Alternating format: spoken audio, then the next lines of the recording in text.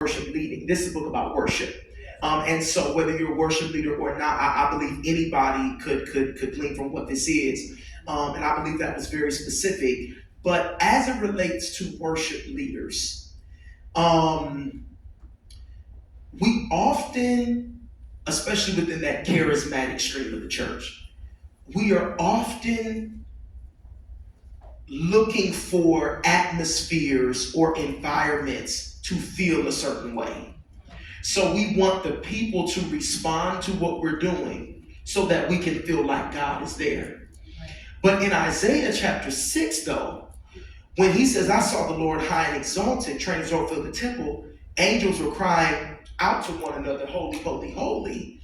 And then it says the doorposts of the thresholds shook at the sound of their voices.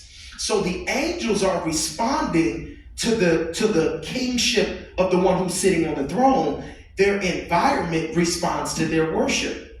And so worship does not respond to atmospheres. Atmospheres respond to worship as worship responds to the revelation of God.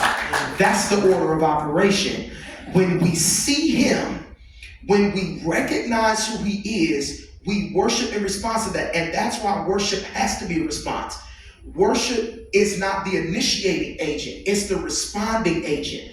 God reveals, I respond. That's my worship. And then my environment responds to me as I respond to God.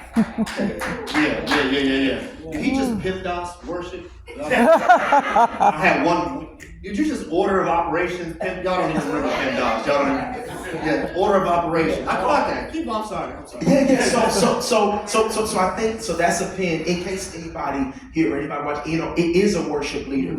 But even just in our own personal lives as well. Because sometimes, especially those of us who come from the more experiential kind of streams of the church, we value feeling God. Yeah. And that's not a bad thing, except when we allow whatever we feel of God in that moment to dictate how we respond, versus this is what I know about who he is, and I'm responding to who he is, and then the atmosphere and the environment will change. But to get back to what I was saying about the altar, my apologies. Is that like, what does the altar look like today now that we are the temple of the Holy Spirit, right? In my view, altars deal with, that's what I was talking about, grief. And just as the example, if I'm going through a time of grief, what does my worship look like?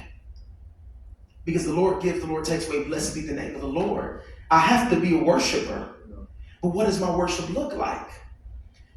In grief, my worship might look like the practice of lament, right? Because just like David cried out, God, look at all these people who have risen up against me.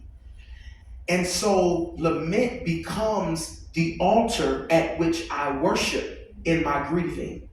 What does it look like for me to build an altar to Jesus in my traumatic past? Because I can't go back there, but he is the one who is and who was, so he was there. How can my worship meet Jesus in my past? What is my response there? And so that's what we're really trying to figure out. In all these areas of his dominion, how can I respond to him? And it looks different. Even lament might look different from one season to another. But that's the idea. But this is as we're all